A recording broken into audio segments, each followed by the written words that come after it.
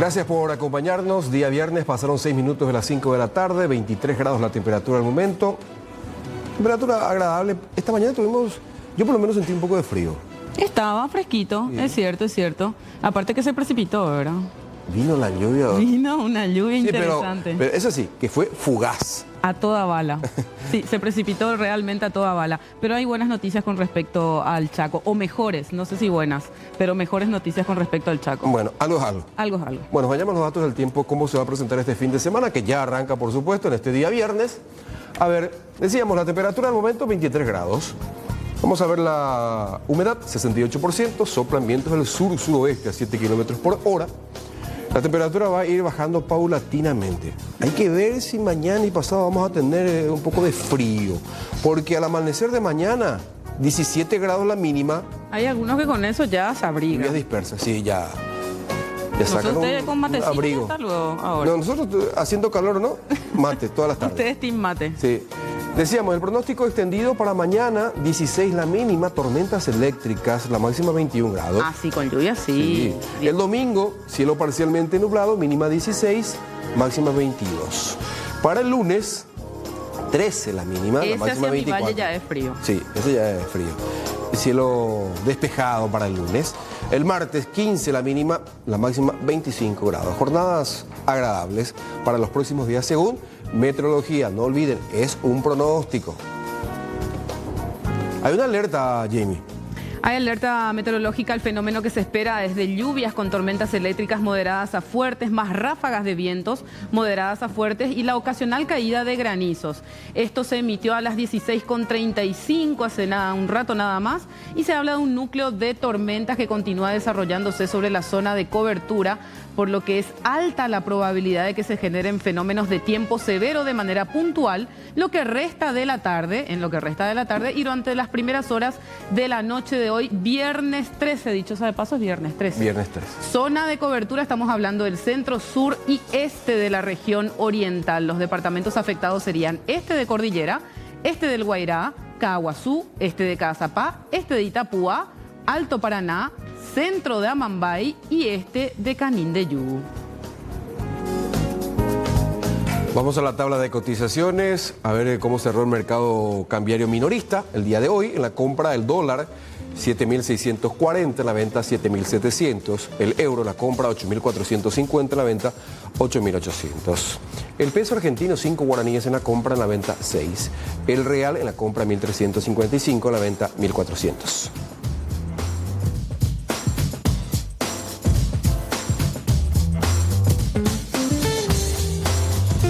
Juan Villalba deberá volver a la cárcel, es la información con respecto a este tema. El juez Osmar Legal revocó las medidas alternativas dispuestas a favor de Juan Francisco Villalba, ex titular de la PMT y del Mercado 4 de Asunción. También ordenó su captura en el marco de la causa que soporta por violencia familiar, esto debido a sus planteamientos meramente dilatorios. El mismo ya fue derivado hasta el Departamento Judicial para su remisión a una penitenciaría.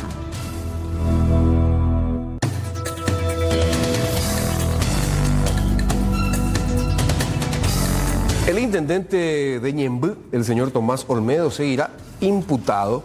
Es que le rechazaron un incidente de nulidad de la imputación planteada en su contra por el Ministerio Público, que lo señala de haber causado un perjuicio de al menos 700 millones de guaraníes al municipio ñembyense en obras de empedrado desarrolladas de manera irregular. De esta manera, continúa la causa en contra del intendente Olmedo y de varias otras personas integrantes de su entorno.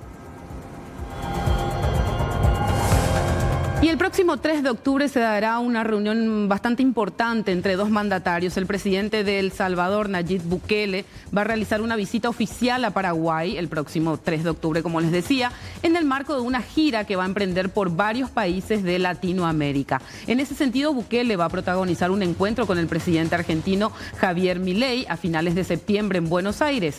Además de Paraguay y Argentina, el presidente salvadoreño de 42 años va a visitar Costa Rica. El primer encuentro entre Peña y Bukele se concretó el pasado 1 de junio cuando Peña participó de la ceremonia de investidura del salvadoreño, quien logró su reelección en el cargo de los comicios presidenciales el pasado 4 de febrero.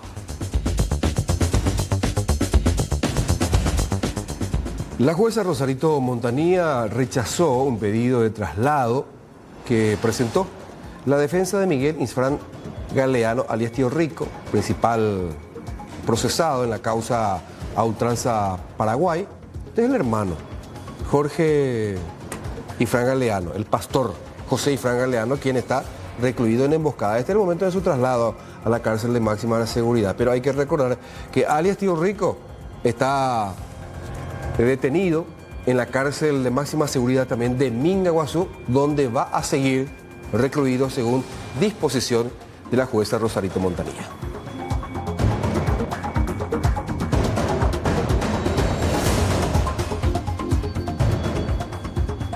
Y recordemos la tragedia del Yaumina Fest que se había desarrollado en San Bernardino años atrás. El Tribunal de Sentencia ratificó la prisión preventiva de Alio debido a retiradas acciones dilatorias en la causa Mocipar.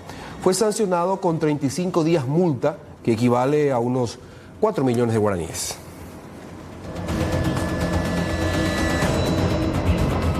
Y se empieza a reunir la bicameral de presupuesto justamente para analizarlo. El presidente de la Cámara Alta, Basilio Bachi Núñez, convocó a las 11 de la mañana del lunes 16 de septiembre en la sala de sesiones del Senado a los integrantes de la bicameral de presupuesto a fin de proceder a la instalación. En total son 25 senadores y 25 diputados quienes se encargarán de abordar en detalle el estudio del proyecto del Presupuesto General de Gastos 2025 antes de su tratamiento en el Pleno de ambas cámaras. Recordemos que el Presupuesto General de la Nación del 2025 es de 132.000.9 billones, equivalente a 17.557 millones de dólares, lo que representa un aumento del 14% en comparación al vigente, y a la cobertura esa cobertura ya está garantizada.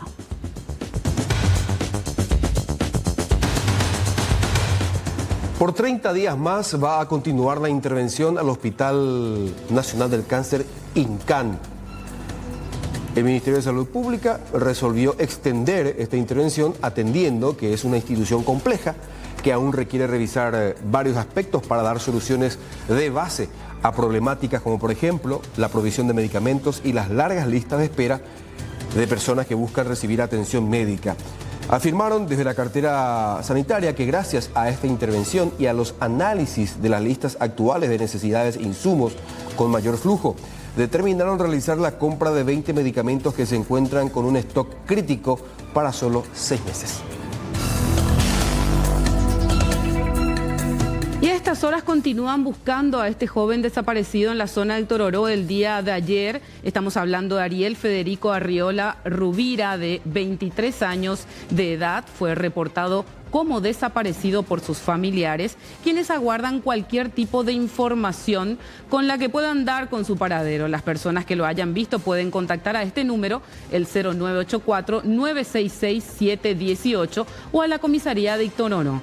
El joven fue visto por última vez en la mañana de ayer, jueves, saliendo de su casa, supuestamente con destino a su lugar de trabajo, aproximadamente a las 10:15 horas. Pero ya en horas de la noche llegó un compañero de trabajo preguntando por el joven y por qué no habría ido a trabajar. Su madre, obviamente extrañada, ingresó a su habitación, la cual permaneció cerrada durante todo el día, y se percató que el joven habría dejado algunas hojas de despedida, por lo que temen que el joven quisiera tomar alguna determinación drástica.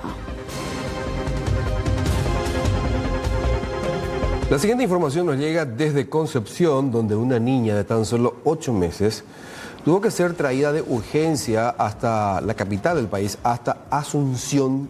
¿Saben por qué? Porque se tragó parte de una muñeca. Por supuesto, este objeto, este pedazo, le dificultaba la respiración. Los doctores de Concepción vieron la necesidad de trasladarla hasta un centro asistencial de mayor complejidad, donde finalmente le extrajeron lo que sería la corona plástica de una muñeca. Ahí está, podría ser esa coronita de esa muñeca. Y a consecuencia de todo esto, los médicos recomiendan a los padres no dar juguetes a los niños que puedan desarmarse fácilmente. O sea, que no son para su edad, básicamente. Claro, sobre todo a niños que sean menores de 5 o 6 años, por ejemplo. Exacto. Cada juguete tiene su edad.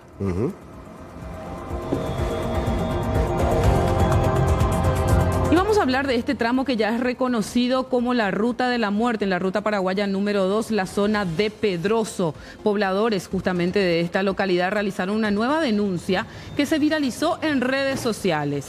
A 2 semanas del trágico suceso que se robó la vida de 6 personas, los camioneros siguen realizando el famoso giro a la izquierda en el peligroso cruce semafórico de Upacaraí. Lo peor de todo es que en ese video, en este que estamos viendo, se puede ver que ni siquiera respetan los separadores que se pusieron para que no se haga esa famosa maniobra. Ahí lo tenés. El giro a la izquierda para ir a Pirayú.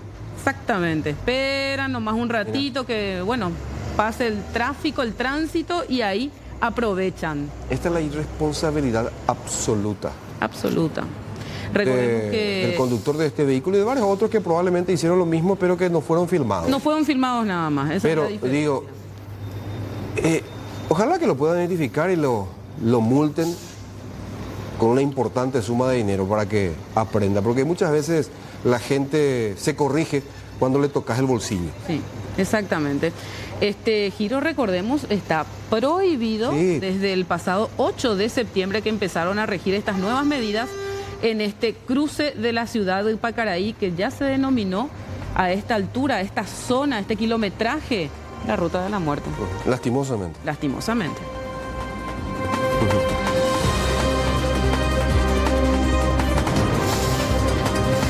Bueno, vamos a hablar de este tema que por supuesto desde el momento de su anuncio ya empezó a generar polémicas, ya tenemos anuncios de probables movilizaciones de parte de los gremios de trabajadores. Este anuncio del Poder Ejecutivo de enviar en breve al Congreso Nacional un proyecto que busca reformar, modificar el Código Laboral, una ley que data del año 1993. O sea, Eduardo Pérez Avín me va a corregir, creo que en el 93 se introdujeron modificaciones en beneficio de los trabajadores y ahora se quiere, entre otras cosas, dijeron eliminar la famosa estabilidad que uno consigue, que cualquier trabajador consigue a los 10 años. Eduardo Pérez Avín es el presidente de la Asociación de Abogados Laboralistas del Paraguay y le agradecemos su tiempo. Hola Eduardo Pérez Avín, ¿cómo le va? Buenas tardes. Muy buenas tardes, un placer estar con ustedes y con los televidentes. ¿Cómo estamos? Bien, Eduardo, y queremos aprender y entender. La estabilidad laboral no se puede eliminar, ¿verdad? Porque es una cuestión constitucional.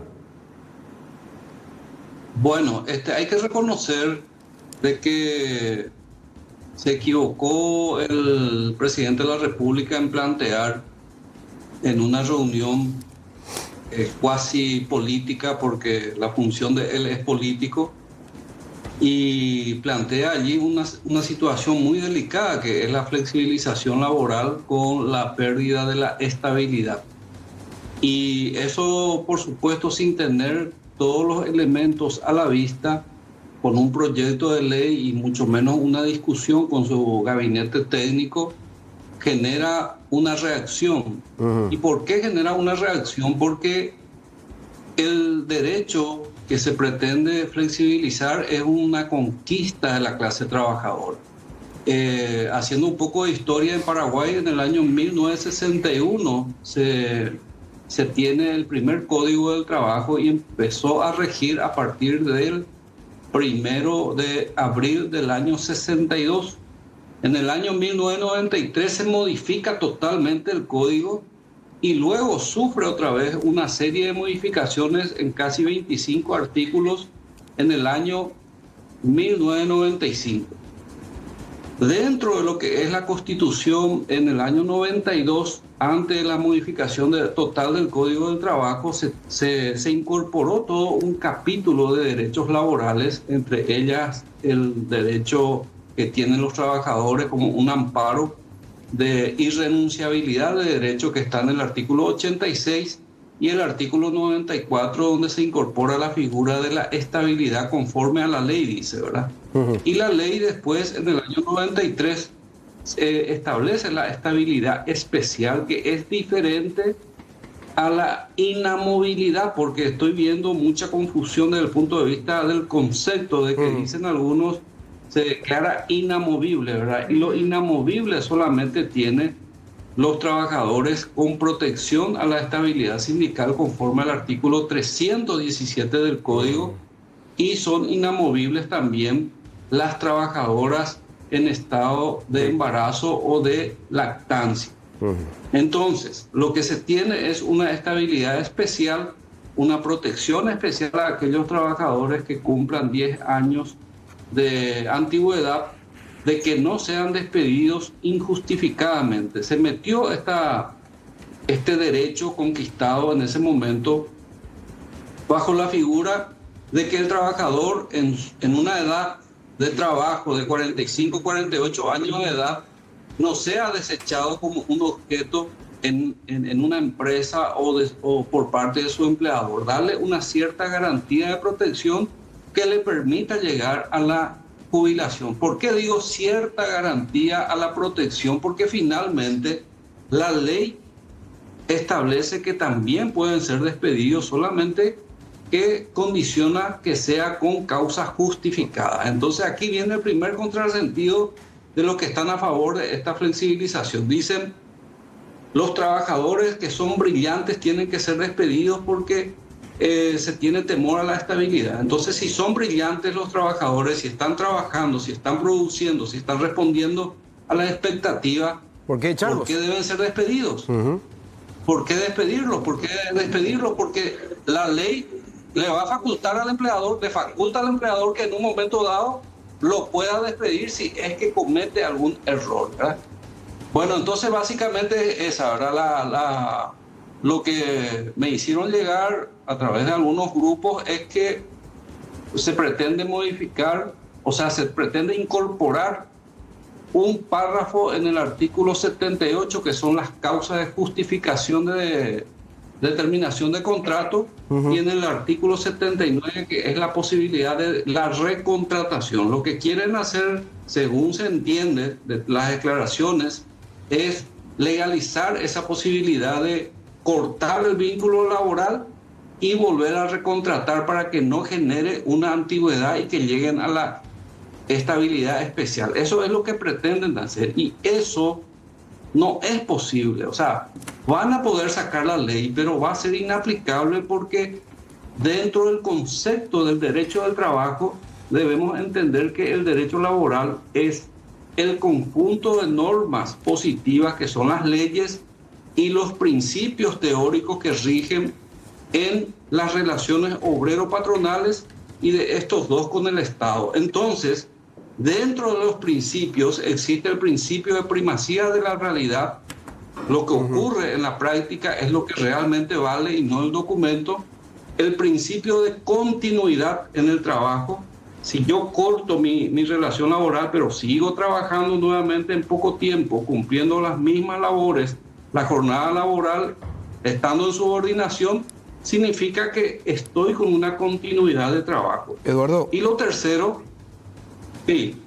Digo, entonces, ¿por qué esa intención de cortar ese servicio continuo, esa estabilidad? Porque bien lo dijiste, en el código están establecidos los motivos por los cuales el empleador te puede cesar. Son 27 causales que están en el artículo en el artículo 81 del Código del Trabajo. Además dice en las otras causales estipuladas en el contrato individual y en el reglamento interno de trabajo. Vale decir que el empleador fácilmente puede tener entre 27 y 50 o 60 causales de despido justificado contra un trabajador estable. Esto es muy importante y muy relevante, Aníbal, porque te acordarás que en la década de los 90, cuando se discutió esto, y yo hice recordar eso con algunos colegas tuyos, se decía, por ejemplo, que la aprobación del Código del Trabajo en la década de los 90, en las condiciones que tenemos hoy redactadas, iba a generar una pobreza extrema en el país, porque tendríamos una desocupación masiva, iba a haber despidos masivos no iba a haber inversión, no iban a venir inversionistas extranjeros, capitales extranjeros, etcétera, etcétera. En más de 30 años de la vigencia de este código hemos visto que Paraguay tuvo un crecimiento económico considerable y por otro lado hemos tenido una increíble cantidad de instalación de nuevas empresas. Entonces vale decir que el Código del Trabajo nunca fue un obstáculo para el crecimiento económico y la instalación de las empresas. Ahora se pretende poner nuevamente en el tapete un punto del Código del Trabajo que es la estabilidad, como si fuese que ese es el responsable absoluto por la cual los trabajadores van a perder su fuente de trabajo y no van a poder jubilarse. Pero se olvidan de mencionar, el mismo Estado se olvida de mencionar, el mismo gobierno, de que estamos con una informalidad laboral que ronda los 70%, o sea, de cada 10 trabajadores, 7 prácticamente no están amparados conforme a las leyes del derecho laboral, ni mucho menos del seguro social. Entonces, si no llegan a la jubilación es porque existe una altísima informalidad laboral y no precisamente porque tengan la estabilidad especial. Ahora, Eduardo, un par de cuestiones. Están diciendo que, por un lado, si es que el trabajador o los gremios no quieren renunciar a esta estabilidad de 10 años por lo menos, entonces a cambio se pretende establecer que la indemnización sea mucho más costosa para el empleador, por ejemplo. Eso uno. Y lo otro, que ya mencionabas, que actualmente la jubilación se ve apeligrada porque cada vez son más los trabajadores despedidos con 8, 9 años y 6 meses de antigüedad. ¿Eso es tanto así? Y no sé, hay que ver un poco las estadísticas, Aníbal, porque acá no tenemos estadísticas creíbles, por un lado, ¿verdad? Porque también yo conozco empresas, hace unos meses atrás, una empresa aquí en el mercado paraguayo, una empresa con capital paraguayo, estaban festejando su aniversario, no me acuerdo de cuántos años, ¿verdad? Y hicieron algunos videos promocionales por su aniversario y quienes hablaban en esos videos eran trabajadores estables de 30, 28, 25, 22 años de antigüedad. O sea, la empresa creció junto a sus trabajadores y sus trabajadores crecieron junto a la empresa. Y entonces hay muchas empresas que apuestan a tener trabajadores estables porque el gran problema hoy día que se tiene es la alta rotación que existe en los jóvenes. El estudio que hizo el Banco Interamericano de Desarrollo dice de que el promedio de estabilidad en el empleo por parte de los jóvenes es de 6 meses, o sea, 6 meses y después ya buscan otras opciones. No les gusta determinadas cosas, no les gusta el saludo o porque le habló, no le habló, la silla, el aire acondicionado, etcétera. Hay un montón de situaciones que hacen que los jóvenes de hoy ya no tengan esa predisposición de quedarse por años en una empresa. Entonces, ese es un problema real que tienen varios empleadores. Entonces, para ellos es mucho más conveniente mantener un cuerpo de talentos humanos que realmente les sirva para mantenerse en su producción de bienes y servicios. Entonces, no sé hasta qué punto esto es cierto de acuerdo a lo que están manifestando, ¿verdad? Porque no hay una verdad absoluta en este tema y no tenemos estadísticas absolutas tampoco en este tema. Sí, señor. Lo cierto y lo concreto, Eduardo, y agradeciéndote tu tiempo, es que esto se tiene que discutir y mucho. Se tiene que discutir este y otros temas. El Código del Trabajo necesita ser ajustado. Hoy día con la revolución científica, tecnológica, la automatización, la robotización, la inteligencia artificial, la nanotecnología, la biomedicina, todos esos factores influyen hoy día en el mundo del trabajo. Entonces necesitamos adecuar ese código en muchos aspectos a lo que es hoy día la utilización de la tecnología, fundamentalmente en políticas de comunicación, de pago de salario, etcétera, etcétera. Hay muchas cosas que ajustar, pero también el Estado social de derecho que nosotros tenemos, de acuerdo a la Constitución, tiene la obligación de preservar, de generar y de preservar los empleos. Y no veo que esa sea la salida o la intención de este gobierno de preservar los empleos cuando pretende justamente facilitar el despido, ¿verdad? Perfecto. Eduardo Pérez David, presidente de la Asociación de Abogados Laboralistas del Paraguay, muchas gracias. Hasta luego, un gusto. Igualmente.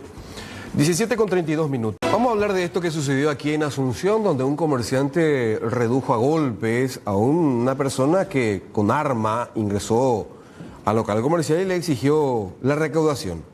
El propietario del local, obviamente, no quiso entregar lo que con sacrificio le costó recaudar y se enfrentó al delincuente, quien luego quedó detenido. Ocurrió en el pleno centro del mercado número 4. Ahí vemos, ingresa con su arma, apunta a uno de los cajeros, le entrega el bolso y ahí. Y en el medio de ambos, la cliente. Pero por supuesto después, ya la pelea se desarrolla en la vereda, en la puerta misma de acceso a este local comercial. Qué riesgoso esto. Es muy riesgoso. Enfrentarse, ¿verdad? Con un hombre armado. Y ahí el otro amigo sale también a ayuda y viene otro más. Claro, uno se envalentona y después continúa otro. Sí, es riesgoso, pero hay que estar en el lugar del otro, ¿verdad? En ese momento. Y hay que ver también el tipo de reacción, a lo mejor una persona que sabe cómo reaccionar, aunque... Bueno. Y sí. No sé Pleno si mercado número 4. Entró el muchacho y después con su bolsa abierta. Bueno, me tiró encima del vidrio, cargame todo el dinero, me sorprendí ahí. Y entonces agarré el coraje y le salí. Entonces yo calculé que el muchacho al robar, al sacar el dinero, le iba a tirar, ¿verdad?, el dinero ahí y el otro se iba y le tiraba al otro y el otro como si nada, ¿verdad? Entonces al ver que el muchacho, yo estaba forcejeando ya con él, le eché acá y había ya clientes que iban a ingresar. Entonces el muchacho corrió con la moto. Lastimosamente esta cámara está con inconveniente, ¿verdad? O si no, se le iba a ver perfectamente. Pero en esta cámara que mira hacia acá, se ve perfectamente que el muchacho viene hasta acá, se quedó y después se fue otra vez. No tuve opción a nada y fue la primera vez. Pues en este caso dije, voy a tomar coraje. En el momento, la ira, ya sabes, no es fácil. Mucha inseguridad acá en nuestro país, exclusivamente alrededor del mercado donde circula mucho dinero, circula mucha gente y hay mucho movimiento. Debería de haber más seguridad en esta zona. Dice que en julio por ahí ya salió, ya tenía por hurto agravado. ¿Estaba en la cárcel? Estaba en la cárcel, después de 8 años salió y que ahora supuestamente están en judiciales ya y en la etapa del proceso de la fiscalía. Ojalá que este caso no quede impune, ¿verdad? Que se tomen las medidas necesarias para poder imputarle, ¿verdad? Y seguimos hablando del Instituto de Previsión Social con respecto a los cirujanos pediátricos y las renuncias. Grandes exponentes de la cirugía pediátrica renuncian al cargo ante amenazas de imputación y medidas privativas de libertad. Cada vez más profesionales se retiran de la institución ante la incapacidad de negociación y resolución de las autoridades del IPS. El doctor Carlos del Puerto, cirujano más antiguo del servicio, formación brillante en el Brasil, y el doctor Kishiro Matsumura, ex jefe del servicio especializado en el Japón con honores, renunciaron al cargo en la fecha de hoy, viernes 13 de septiembre, por nota dirigida al interventor del servicio, doctor Edgar Ortega. Más médicos del servicio se encuentran analizando tomar las mismas medidas, lo que va a ocasionar el colapso total del servicio una vez concluido el amparo. La pérdida de grandes profesionales de enorme trayectoria solo afecta a los asegurados en la calidad de su atención. Seguimos hablando entonces del Instituto de Previsión Social. Presenté mi renuncia muy a pesar mío, porque ya no es posible soportar todas las presiones, los abusos, los vilipendios que recibimos de parte de los asesores jurídicos del IPS. Mienten, nos acusan de hacer huelga, de que somos cuasi criminales y ahora para completar envían mi caso a la fiscalía como una persona que desoyó un mandato legal, siendo que muchas veces no podemos, tenemos otros compromisos que atender, ya sean familiares o de laborales también. Cumplimos estrictamente nuestro horario, nuestro contrato de trabajo con el IPS, pero aún así nos obligan a hacer horarios extraordinarios, como culpándonos por la renuncia de la mayoría de los médicos que están en el servicio. Esa ley dice que el médico debe trabajar 12 horas semanales en nuestro país. El IPS sacó una resolución donde decía que todos los servicios que cumplían con ciertos requisitos, tales como llenar todos los espacios disponibles, distribuirse en consultorio, urgencias, cirugías y que no necesiten de nuevos contratos, podían acceder a esas 12 horas. Ese es el caso de nuestro servicio, el servicio de cirugía pediátrica, en donde cumplimos todos los requisitos, sin embargo, no quisieron hacernos acceder a ese beneficio que por ley hace un año ya nos corresponde. Fueron inicialmente 8 compañeros contratados que renunciaron en su totalidad y los que quedamos, los más antiguos del servicio, como que fuimos sancionados por esa renuncia masiva, obligándonos a cubrir horarios extraordinarios que ellos dejaron vacío. Tuvimos un caso emblemático, el de la doctora Claudia Lugo, que tuvo que trabajar 48 horas seguidas y siendo ya aproximadamente 38 horas de trabajo sin dormir, tuvo que operar a una criatura de 1 kilo que vino de Encarnación. Eso es un riesgo altísimo para el paciente, para el médico que trabaja de esa manera, y si hubiera algún problema médico legal, ¿quién le defiende al médico? ¿Quién le defiende al paciente que está siendo operado por un médico agotado, por un cirujano que ya no da de cansancio? Y corresponde a las autoridades del IPS encontrar nuestros reemplazantes, porque de esta manera nosotros ya no tenemos condiciones de seguir por la carga abrumadora de trabajo y el horario excesivo que nos impone. Volvemos al plano local para irnos hasta Ciudad del Este. Fíjense, pelea entre, suponemos, un conductor y un agente municipal de tránsito a los golpes, pleno microcentro, con Chocopaitejico y la tránsito. Según los datos, el hecho se debía a que el mismo agente lo había multado a este hombre por una infracción. Días después lo encontró trabajando en el mismo sitio y lo agredió. O sea, como el agente municipal lo había multado unos días antes y el infractor lo encontró en el mismo lugar, entonces se cobró la multa pegándole a la gente. Qué insólito. Bueno, me hace acordar los casos de Luque, por ejemplo, que sucedía mucho esto. Pero a veces acá, y prácticamente está normalizado, de que el infractor se enoja mucho más. Es un clásico. Sí. Bueno, ¿te acordás cuando les ponían cepo ahí en Luque, agarraban ellos nomás sacaban, o si no, se llegaba a los golpes también, ¿verdad? Como decís, acá el infractor es el más enojado ante estas situaciones. Bueno, en un caótico tránsito también como es el de esta zona, ¿verdad? Del país. Bueno, ahí hubo gente que intentó intervenir, ¿verdad? Pero a veces en este tipo de encontronazos más vale evitar intervenir, porque a veces uno sale peor. Sí, porque uno ahí da la impresión que tiraban... Peor que los protagonistas. Tiraban golpes, entonces el que se meta ahí no, seguramente va a ligar. Pero parecía, como dice el Zócalo, pleno ring, o sea... En plena calle Ciudad del Este. En plena calle se armó un ring. Evento desagradable. No fue con los taxistas, fue en particular con un miembro del transporte alternativo. Este PMT le había multado el sábado pasado porque el señor quería estacionar un auto particular en el lugar establecido exclusivamente para transporte alternativo, y hay un pedido del gremio de que no se permita a vehículos particulares estacionar en lugares exclusivos para taxis, ¿verdad? Entonces este PMT no le permitió al señor estacionar y entró a la fuerza, entonces le multó, y a partir de ahí se generó un altercado. Ese día terminó así, y ayer nuevamente el señor se fue a increparle al PMT, le siguió, él quiso evitar esa pelea, se fue caminando y sin embargo el señor se bajó, le iba tocando la espalda. Entonces en un momento dado él también tuvo que defenderse de la agresión de este señor.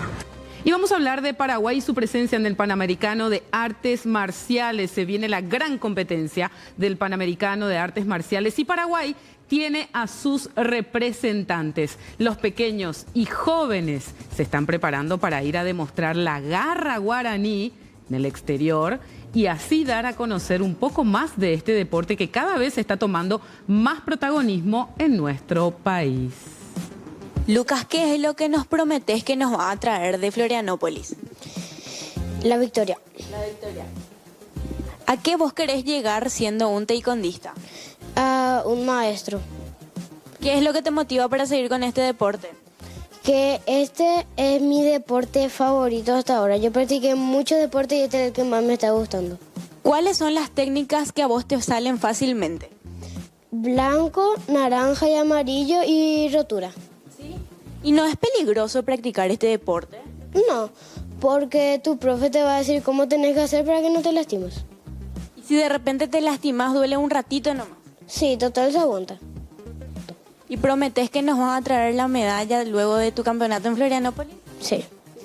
Venimos preparándonos realmente hace bastante tiempo, ya desde el año pasado, con los chicos que clasificaron al campeonato panamericano, que tiene sedes de diversos países. El año pasado fue aquí en Paraguay y este año se realiza en Brasil, en Florianópolis, en la ciudad de São José, Santa Catarina. ¿Okay? Y este es el grupo que va a presentarse para diversas modalidades. Tenemos varias categorías que van a partir de formas, sparring, que sería combate también, manos libres, con armas. Va también el primer grupo de chicos que compiten con sable en toda la historia de nuestro país a un campeonato.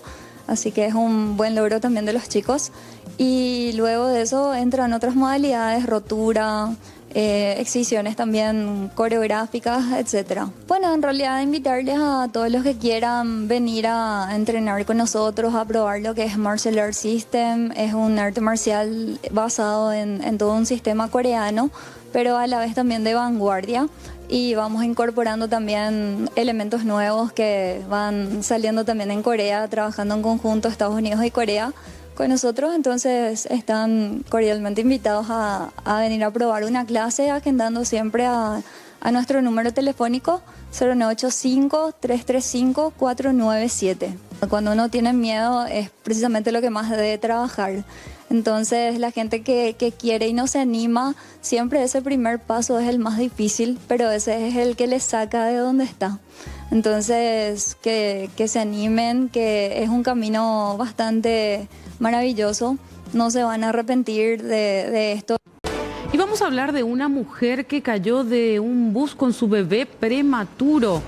Fátima es una joven madre que sufrió un accidente, ahí lo ven, con su bebé en brazos. Qué terrible esto que estamos viendo en la vida.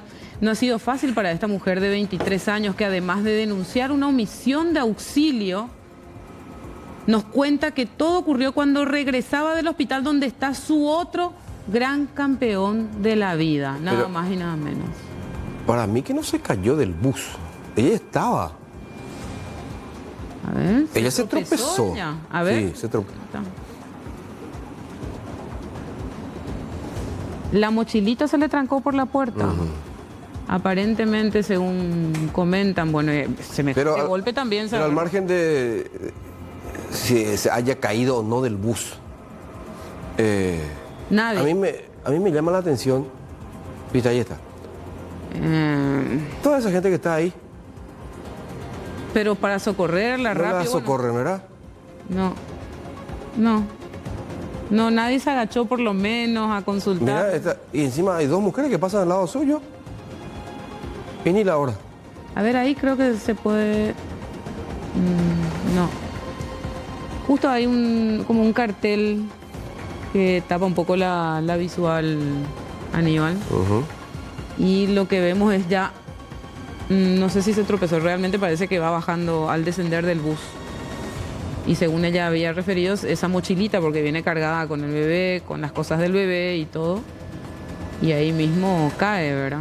Y esto le produjo algunas lesiones. Solamente me habilitaron una farmacia que me dijeron que se llama, que está cerca del Hospital Norte. Solamente me habilitaron eso y me dijeron que me vaya ahí para cualquier remedio que necesite. Y le mostré mis estudios, le mostré también que me hice el diagnóstico médico y solamente me dijo eso la señora, y hasta ahora me dijo que cualquier cosa que quiere que le escriba y que solamente eso me dijeron, y los gastos médicos, después los gastos de mi boli, eso es lo que no me dijeron nada. Me bajé del colectivo, se abrió la puerta, y cuando se abrió la puerta, cuando me iba a bajar todo, se cerró la puerta y me agarró el bolsón, y eso fue que me provocó la caída, que me caí ahí en la vereda. El chofer cerró antes la puerta. Cerró cuando me iba a bajar todo. Y ahí fue que me caí y me caí en la vereda. Y después le levanté a mi bebé y lo revisé. Y yo pensé que el chofer se iba a quedar y no se quedó. Aguanto el dolor también porque duele mucho, me duele mi rodilla. Y me dijeron, solamente en el hospital regional me dieron ibuprofeno. Solamente me dieron ese, y el vecino me ayudó y me dio algodón y rifocina. ¿Y vos, tu bebé fue parto natural o prematuro, lo sacaron, verdad? ¿Cesárea? Pues no, normal le tuve. Ah, normal. Sí, normal le tuve. ¿Pero hace cuánto? Y ponerle, hoy cumple 13 días de nacido mi hijo. Y él tuvo su primer accidente, pobrecito. Su primer accidente. ¿Y vos todavía estabas con los dolores del parto, te caminas? Y todavía no, 40 días no estoy cumpliendo. Y me fui a verle a mi hijo porque mi hijo también se siente mal, él tiene cáncer. Y entonces... ¿Cómo que tu hijo tiene cáncer? ¿Por qué? Tiene cáncer. ¿Cuántos años tiene tu hijo con cáncer? 7 años. Y él ahora está en Acostaño. ¿Tu bebé está internado? Sí, con su abuela está. Y yo me fui a verle a él y de venida me pasó. ¿Y cómo está tu otro niño? Y estaba recibiendo hidratación porque en la quimioterapia su boca le descompuso todo, y entonces le dejaron para observación 72 horas. Y entonces yo con mi pequeño no me puedo ir en ese hospital porque él es prematuro, y por eso. ¿Qué cáncer tiene? ¿Qué tipo de patología te dijeron? ¿El diagnóstico? Linfoma de Hodgkin se llama. Leve 1 tiene él. ¿Hay esperanzas por suerte? Sí. Cáncer? No es maligno lo que él tiene. Y con la quimioterapia se le está quemando el tumorcito que tiene en el cuello, entre el pecho. Y siempre le llevamos cada 15, él se va en su quimioterapia y venimos y nos vamos y así estamos con él. Qué historia. Me golpea muchísimo escuchar el testimonio de esta mujer. Joven mujer, muy joven, madre. por cierto. Bueno, tiene al chiquito de 7 años internado en la Acostañú con un tumor, linfoma de Hodgkin. Sí. Vale mantener ese número, 0974-201-663, para las personas de buena voluntad que quieran ayudar a esta mujer. Hace 13 días nada más dio a luz, tuvo ese accidente, cayó del ómnibus. Hay que decir que el conductor tuvo que haber... Sí, siguió camino, si bien. Por más que no haya sido no su responsabilidad la caída, Claro, por lo menos... Se ve en el momento en que ella está... Parar, bajar, junto con los pasajeros, preguntarle si está bien, si quería que le llevase a algún centro asistencial, pero no. Es don de gente nomás. Sí. Ya, Ser buena gente nomás. ¿verdad? Ser buena gente nomás, Sí, directamente, ¿verdad? Pero más allá de todo eso, esta persona, esta mujer, esta joven mujer que está pasando por un momento tan terrible en su vida, también efectivamente con esto que nos contaba del niño de 7 años, su hijo que está en Acostañú, más otra vez ella con estos dolores, con su pequeño bebé recién nacido de apenas 13 días, vale la pena tener en cuenta este número de teléfono que están viendo en pantalla, y si pueden darle una mano, lo hagan. Bueno, vamos a cambiar de tema y vamos a hablar del trabajo que está haciendo este enorme avión que vino desde Uruguay, el Hércules C-130.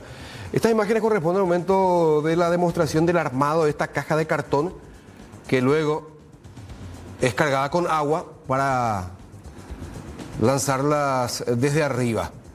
Anoche, a eso de las 19:20 horas más o menos, ya se ejecutó el primer vuelo.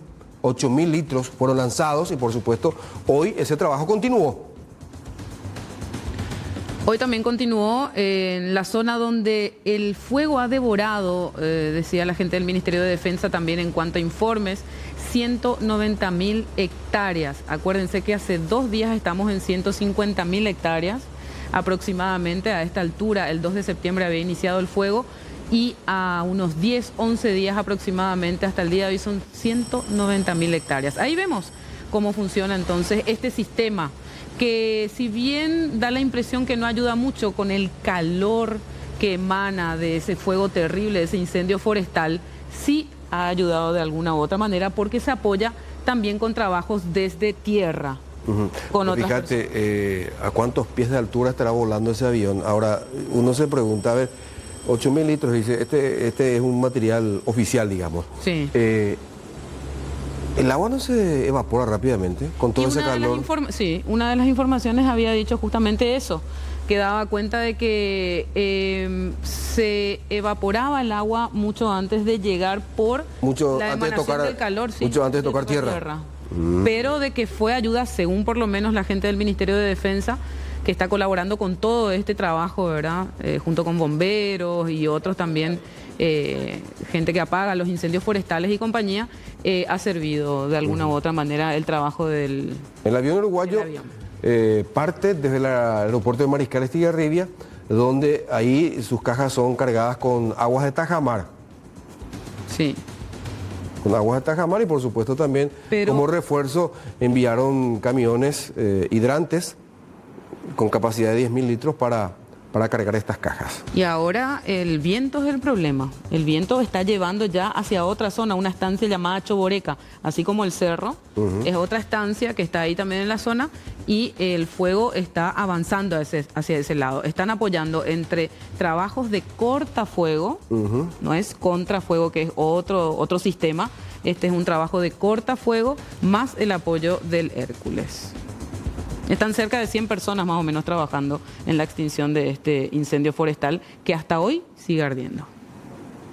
En este momento estamos en la estancia Campo Grande, donde tenemos un recurso de 168 personales entre bomberos voluntarios, entre Brigada Forestal de la CEN, entre personal militar, también los peones que están ayudándonos. Estamos trabajando en este sector con maquinarias pesadas, más de 8 maquinarias pesadas que nos están apoyando nosotros en la parte terrestre, haciendo brechas, abriendo brechas en los lugares para hacer el cortafuego o para el ingreso de las camionetas forestales dentro del monte Tupido. Entonces ese es el trabajo que estamos haciendo en coordinación también con el grupo de helicópteros. Tenemos dos aeronaves que también nos están apoyando vía aérea con el equipo Bambi, que tiene una capacidad de 800 litros. Entonces la coordinación en tierra con aire se procede nos comunicamos por radio para la descarga correspondiente. La descarga del C-130 ayer fue a las 19:45 de la tarde. Hicieron un vuelo nocturno donde efectivamente la descarga que hicieron anoche fue de muchísima utilidad porque solucionó completamente debajo de la descarga. La descarga son de unas cajas que tienen 20.000 litros cada una y se procede a la primera descarga de 4.000 litros, luego salen y vuelven a ingresar con los otros 4.000 litros de agua y efectivamente resultó ese ataque que se hizo a la tarde-noche. Y luego hoy de vuelta que la aeronave hizo un sobrevuelo para luego ir a cargar el agua para el próximo operativo que se va a hacer. Y atención con esta intervención que realizó el MADES hace días nada más. Ayer concretamente intervinieron este matadero equino en la zona de Carapeguá. Son fiscalizadores del Ministerio del Ambiente y Desarrollo Sostenible MADES, se constituyeron en este lugar donde se ejecuta esta actividad de matadero de equinos en la zona de Carapeguá. Procedieron a su intervención. En el momento se constató la falta de tratamiento de los efluentes líquidos, porque íntegramente va todo al arroyo, y su descarga con contenido de una línea roja y que sangre. Sangre directamente. Y que va, como les decía, directamente al arroyo Capilla, se llama el arroyo, ahí están todos los equinos pobrecitos. Estos, sí, y ahí están los amigos, los buitres. Buitres, carroñeros. Estos provienen del proceso de faena de los animales y son dirigidos a través de cañerías hasta el cauce hídrico receptor. O sea, de verdad, esto se ve, ahí lo van a observar ahí mismo nomás. A continuación, en estas imágenes, van a ver el arroyo esa línea roja de la que hablan y el agua completamente roja. Ahí lo ven. Pero esto la municipalidad no puede habilitar esto.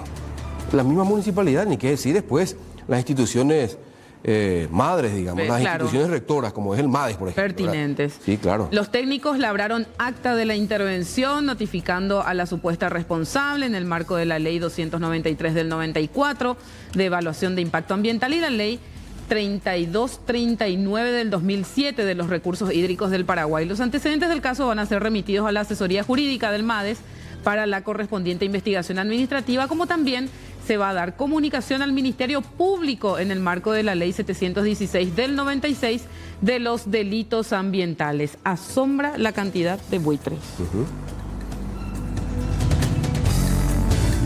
Bueno, le quiero preguntar a Luis Gavilán, que ya está del otro lado, si le gustó el acting, la demostración del gol de Diego Gómez. Paró la pelota, ¿verdad? Iba a rematar, así como él lo sabe hacer con la cara interna del pie derecho, pero como lo bloquea a un jugador de la selección brasileña, entonces engancha, y no muchos hacen eso, ¿eh? Tiene que tener la visión, la capacidad, la rapidez mental, y después de 3 dedos, ¡boom! Ahí la pelota por el palo, por la cara interna del palo, un golazo. A ver, enseñame un poco cómo vos definís, Luis. No hay forma de definir cómo lo hizo el querido Diego. Hola Julio, un saludo para vos, para los compañeros y nuestros televidentes. Un capo total lo de Diego y no cualquiera lo hace. Explicaste muy bien, porque tenés que tener en ese momento la rapidez mental de organizar esa jugada, que no es fácil, engañar totalmente al rival. ¿Y qué espera el rival, el arquero, cualquiera que está ahí? Que remate de zurda, con la menos hábil. Totalmente. Pero él hace totalmente lo contrario y realmente lo hace muy bien, con una técnica muy precisa. Y no cualquiera hace esto. Realmente un capo. Recién veía un gol en la Olimpiada, fue, ¿verdad? El recién pasaban. Sí. Le mete, creo que enciso un pase y él arranca de atrás. O sea que Diego Gómez también tiene zancada, ¿eh? Impresionante. No, de hecho, una de sus principales virtudes justamente es la zancada. O sea, es un jugador que rompe línea permanentemente. Es una especie de tercer delantero, qué sé yo, pero siempre está allí al borde del área y con posibilidad de remate. Y lo que vos decías, primero tenés que pensar la jugada. Para pensar tenés que ser crack, pero después en la ejecución tenés que ser más crack todavía para ejecutarlo bien. Hizo todo bien, no hay vuelta. ¿Qué hay por ahí, mi querido Luis? Yo, por ejemplo, haría de manera diferente en ese momento, ¿verdad? ¿Qué harías al enganchar aquí, al enganchar acá, ya voy con la rabona, ¿entendés? Y la rabona ahí directo al ángulo también. Contame otra cosa, por favor. ¿Qué tenés por ahí? No. Hoy es viernes, Julito. Bueno, muchas novedades, informaciones que vamos a compartir en instantes con nuestros televidentes. Por acá hablaremos de un caso muy peculiar que se dio dentro de una institución educativa de Ciudad del Este. Llamaron, convocaron a la prensa, a los padres, después al final la prensa no pudo ingresar, algo muy particular que les vamos a contar en contexto enseguida, lo que pasaba dentro de esta institución educativa. Vamos a hablar también hoy de casos alarmantes de tortoleadas que estamos teniendo una vez más, y lo más triste es que aparece una mujer ya de edad como la principal responsable y es conocida en este submundo por ser escurridiza. Hoy finalmente cayó en redes policiales. Vamos a contar la historia, hay muchas imágenes de cómo actúan y está ocurriendo muy pero muy a menudo aquí en el Alto Paraná. Así es que esto y mucho más en instantes, mi querido Julio. Buen fin de semana. Igualmente, excelente fin de semana. Ya viene desde el este para toda la teleaudiencia.